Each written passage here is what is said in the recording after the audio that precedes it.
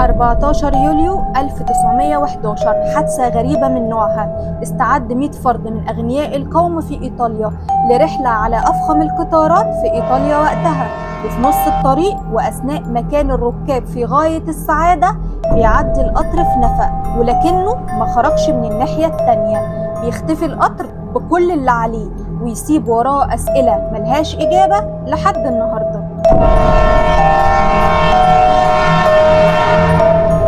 القصة بدأت في إيطاليا لما أعلنت شركة زانيتي الإيطالية للقطارات عن رحلة مجانية للتسويق لقطارها الجديد الفاخر سنة 1911، واستهدفت كمان الطبقة الغنية، وقالت لك لما أول رحلة تكون للطبقة الغنية ده هيدي قيمة للقطر وهتزيد شهرته وهيجذب كمان سكان العالم من نفس الطبقة. القطر زانيتي كان طالع من العاصمة روما ورايح لميلان، وكان مكون من 3 عربيات وعليه كمان 100 راكب و6 من طاقم القطار، يعني 106 فرد. والناس اللي كانوا على القطر ده معظمهم من أغنياء المجتمع، ناس معاها فلوس يعني. القطر فضل ماشي عادي جدا بهدوء علشان الركاب يستمتعوا بالمناظر الجميلة، والمفروض انه في السكة هيعدي جوه نفق، والنفق ده كان طوله كيلومتر واحد، والنفق ده كان جزء من برنامج الرحلة، والركاب كانوا مستنيينه زيه زي المناظر الجميلة بالظبط. وعشان بقى تكمل الدعاية، الشركة كانت جايبة مجموعة من الناس موقفاهم عند مدخل النفق عشان يودعوا الناس ويسلموا على الركاب وهم داخلين النفق، وعشان كمان يشوفوا القطر الجديد. والجهة التانية برضو مجموعة من الناس منتظرين خروج القطر من النفق عشان يستقبلوا الركاب ويشاوروا لهم. دخل القطر النفق وتعدي 5 دقايق و10 دقايق وأكتر والقطر مطلعش من النفق. في الأول افتكروه اتعطل جوه النفق فبلغوا السلطات المحلية، ولكن لما جت ملقوش أي حاجة. اختفى القطر واختفى أي أثر للقطر وحتى حطامه، كأن الأرض كده اتشقت وبلعته أو دخل في ثقب دودي أخدوا لكوكب تاني. ده حتى الركاب اختفوا كلهم ما عدا 2 لقوهم قاعدين على القضبان، قدروا ان هم ينجوا وينطوا من القطر وهو ماشي، وكانوا مصدومين جدا ودخلوا كمان مصحة نفسية عشان يتعالجوا من الصدمة دي. ولما فاقوا شوية من الصدمة اتكلموا، بس الحقيقة ان كلامهم ما حلش اللغز، بالعكس عقدوا اكتر. قالوا ان لحد ما دخل القطر النفق كانت الامور مستقرة والركاب مبسوطين.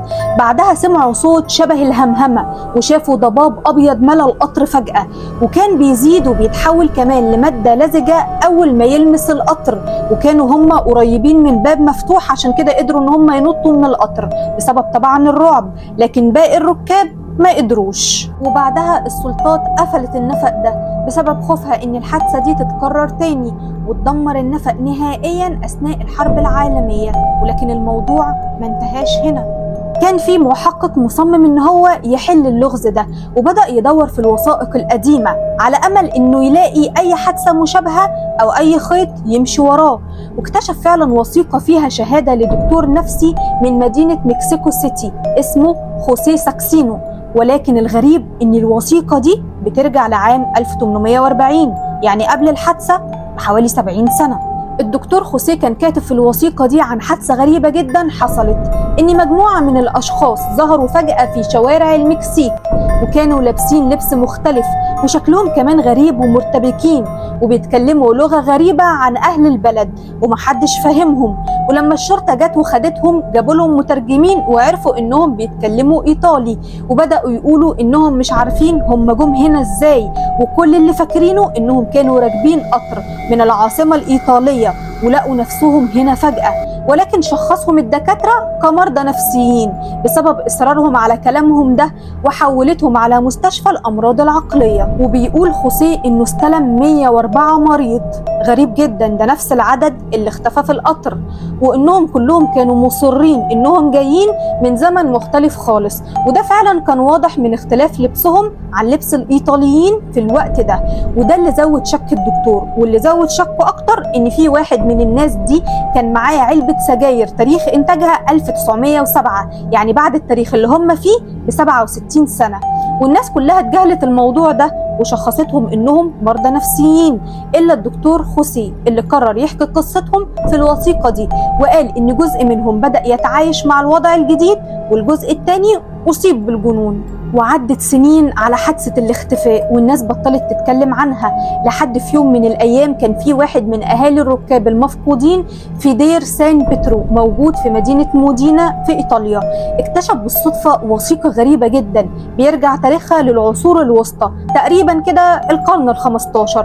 الوثيقة دي كانت شهادة لأحد القساوسة وقتها، وبيحكي بقى قصة أغرب من الخيال. بيقول إن في عربة معدنية وصفها بعربة الشيطان ظهرت فجأة في نص المدينة، خرج منها صوت عالي جدا رعب كل الناس اللي كانت موجودة، وكانت متقسمة ل4 أجزاء. الجزء الأول عليه عمود معدني بيخرج منه دخان أسود كثيف، وال3 عربيات اللي ورا حجمهم أصغر وفيهم شبابيك متغطية بستاير. وقف القطر ونزل منه 3 أشخاص ذكرهم الراهب باسم عبدة الشيطان، ووصفهم بأنهم كانوا لابسين هدوم سودة شكلها غريب جدا، والناس كلها اترعبت منهم لدرجة أنهم دخلوا بيوتهم وقفلوا على نفسهم، والرهبان كمان دخلوا الدير. وبيقول أن الأشخاص دول قعدوا يخبطوا على الدير ولكن الرهبان ما فتحوش لحد ما اختفى الأشخاص دول، واختفى كمان معاهم القطر. الغريب بقى ان القطر ده كان شبه القطر زانيتي اللي اختفى، الاتنين كانوا 4 عربات والشبابيك متغطية بستاير، والجزء اللي قدام خارج منه عمود معدني ضخم. بس الغريب برضو ان العصور الوسطى ما كانش فيها قطارات اصلا، فازاي بقى يظهر قطر كده من العدم ويختفي؟ ويقال ان الوثيقة دي كانت محفوظة في سجلات عائلة اسمها ساجينو، وده كان اسم واحد من الاتنين اللي نطوا من القطر زانيتي. هو يا ترى القطر ده هو القطر المختفي وعمال يلف الزمن بالركاب اللي عليه؟ الله أعلم. تعالوا بقى اما اقول لكم حاجة اغرب من كده بكتير. بعد مرور 44 سنة من اختفاء القطر، يعني حوالي 1955، كان في عامل إشارة اسمه بيوتر أوستيمينكو قاعد بيأدي الخدمة بتاعته في أحد معابر السكة الحديد القريبة من قرية صغيرة اسمها زافاليتشي تابعة لمدينة أوكرانية. وهو قاعد كده بالليل في وقت ما كانش المفروض يعدي فيه أي قطر، شاف نور ساطع من بعيد، فأمن مكانه عشان يشوف النور ده جاي منين. لقى إن الضوء ده بيقرب ناحيته بالتدريج، واتضح في الآخر إنه خارج من كشافات قطر شكله غريب، شكله وتصميمه مختلف عن أي قطر تاني، ماشي بسرعة كبيرة جدا ولكن من غير صوت. بس الغريب إنه ماشي في مكان مفهوش قضبان أصلا. فبلغ الشرطة اللي سألته عن مواصفات القطر، قال لهم إن القطر شكله قديم وفي مدخنة ضخمة خارجة من أول عربية وخارج منها دخان أسود كثيف، وبرضه شبابيكه متغطية بستاير ومفهوش ركاب. وطبعا محدش صدقه. وبعد انتشار خبر قطر الشبح اللي ظهر في أوكرانيا، بدأ الناس تبلغ عن مشاهدات لقطر بنفس المواصفات في أماكن متفرقة من العالم. حتى إيطاليا نفسها بدأ يظهر فيها على هيئة شبح طاير في الهواء من غير قضبان.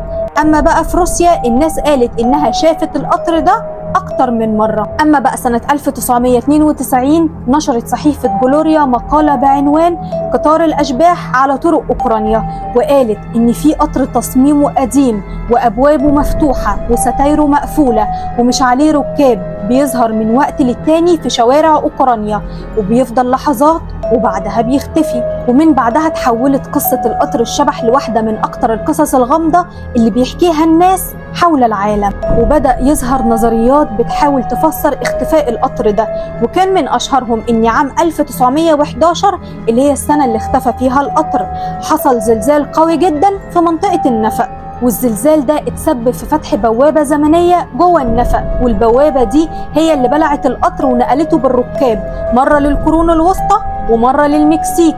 وهناك عرفنا ان مصير الركاب كان اما التأقلم او الجنون، وبعدها فضل يتنقل القطر ده من زمن لزمن ومن دولة لدولة. والحقيقة بقى اني على الرغم من الغموض اللي حوالين قطر زانيتي وكم الفيديوهات والمصادر والكلام اللي اتقال عنه، اتضح ان مفيش ولا مصدر موثوق اتكلم عنه، ومفيش بحث علمي دقيق بيتكلم عنه. وحتى الأسماء الموجودة زي الاتنين اللي نطوا من القطر والباحث الأوكراني والدكتور المكسيكي مفيش أي دليل على وجودهم. ده حتى يقال إن شركة زانيتي نفسها ملهاش أي أثر في سجلات الفترة دي، وما كانش في شركة بالاسم ده في الوقت ده. وده بقى معناه إن القصة دي ممكن تكون ما حصلتش أصلا.